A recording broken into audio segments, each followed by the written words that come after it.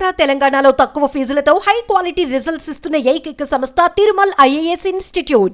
Welcome to Suman TV. నేను మీకు ఒక 5 రాక్షసుల ఫోటోను చూపిస్తాను. ఇప్పుడు ఆ ఫోటో చూసిన తర్వాత నేను వాళ్ళని రాక్షసులు అని ఎందుకన్నానో మీరే జడ్జ్ చేయండి, కామెంట్ కూడా చేయండి. ఒకసారి ఆ ఫోటో చూద్దాం. ఇదే ఆ ఫోటో, ఒకసారి అబ్జర్వ్ చేయండి ఈ ఫోటోని. ఇక్కడ నేను చాలా సింపుల్ గా చెప్తాను. రాక్షసుడు 1, రాక్షసుడు 2, రాక్షసుడు 3, రాక్షసుడు 4, రాక్షసుడు 5 అంటారు. ఈ 5 ఎందుకు ఇక్కడ చూపించాల్సి వస్తుందంటే ఈ 5 చేసిన దుర్మార్గం అంత దారుణంగా ఉంది.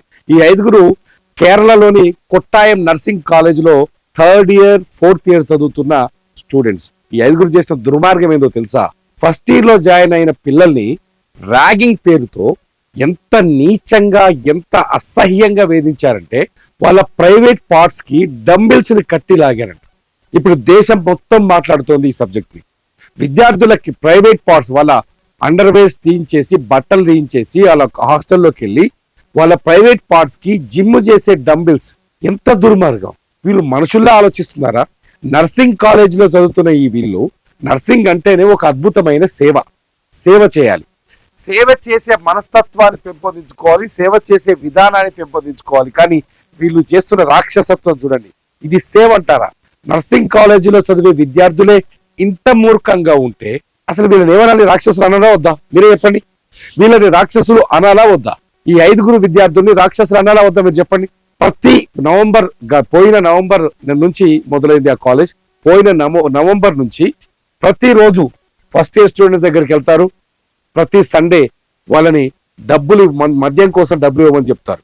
డబ్బులు ఇవ్వకపోతే వాళ్ళ బట్టలు కూడా తీసి వాళ్ళ ప్రైవేట్ పార్ట్స్ కి డంబుల్స్ కడతారు. డంబుల్స్ కట్టడంతో పాటు వాళ్ళని మద్యం తాగమని ఒత్తిడి చేస్తారు. ఫస్ట్ అసలు వీళ్ళకి ఎలా దొరికారంటే, ర్యాగింగ్ అంటే ఏదో ఫ్రెండ్షిప్ ని పెంచుకోవడం కోసము ఏదో ఉండేది. దుర్మార్గమైన ర్యాగింగ్. ఇంత దుర్మార్గమైన ర్యాగింగ్ ఇప్పటి వరకు దేశంలో ఎక్కడా పెద్దగా నమోదవ్వలేదు. ఈసారి కేరళలోని కొట్టాయం గవర్నమెంట్ నర్సింగ్ కాలేజ్ లో నమోదైన ఈ ర్యాగింగ్, ఈ 5 దుర్మార్గులు చేసిన పని ఇప్పుడు దేశం మొత్తం చర్చనీయాంశంగా మారింది. మామూలు కాదు. ఏమొస్తుంది? చదువుకోవడానికి నువ్వెలా వచ్చావు కాలేజ్కి? నీ తర్వాత వచ్చేవాడు కూడా అలాగే వస్తున్నాడు కదా. కష్టపడి తల్లిదండ్రులు కాలేజ్ చదివించి పిల్లల్ని కాలేజీకి పంపిస్తే వాళ్ళ ప్రాణాలు తీసేదాకా వాళ్ళ ప్రాణాలు పోయేటట్టు వేధిస్తారా? అందుకని 5 నేను రాక్షసులు అన్నాను. నిజంగా వీళ్ళు ఏం చేశారంటే, ఫస్ట్ ర్యాగింగ్ పేరుతో హాస్టల్ రూమ్ కి వచ్చిన తర్వాత ఆ హాస్టల్లో మన మద్యం బాటిల్ మద్యం తీసుకొచ్చి వీళ్ళ చేత బలవంతంగా మద్యం తాగించి మొబైల్ ఫోన్లలో ఆ వీడియో రికార్డ్ చేశారు. మొబైల్ ఫోన్లలో ఆ వీడియో రికార్డ్ చేసి ఆ వీడియోని వీళ్ళ దగ్గర పెట్టుకొని, మీరు గనక మేము చెప్పినట్టు వినకపోతే ఆ వీడియోని మేము మేనేజ్మెంట్ చూపిస్తాం, లేకపోతే ప్రిన్సిపల్ కి చూపిస్తాం, లేకపోతే కాలేజ్ అంతా వైరల్ చేస్తాం, మీ జీవితాన్ని నాశనం చేస్తాం, మిమ్మల్ని కాలేజ్ నుంచి సస్పెండ్ చేస్తారు, బయటకు పంపించేస్తారు. ఇలా రోజు బ్లాక్మెయిల్ చేయడం మొదలుపెట్టారు. బ్లాక్మెయిల్ చేస్తూ ప్రతి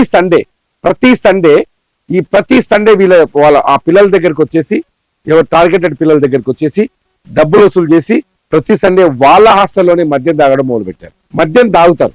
తాగిన తర్వాత వీళ్ళ అరాచకత్వం, పైశాచికత్వం ఎలా ఉంటుందంటే వాళ్ళ బట్టలు కూడా తీసి ర్యాగింగ్ చేస్తారు. వాళ్ళ డంబిల్స్ జిమ్ చేసే డంబిల్స్ తెచ్చి వాళ్ళ ప్రైవేట్ పార్ట్స్ కట్టి వేధిస్తే అసలు ఏమనైతే ఇంత రాక్షసత్వంగా వీళ్ళు చేసిన ర్యాగింగ్ ఇప్పుడు మొత్తం దేశం దృష్టిని ఆకర్షించింది.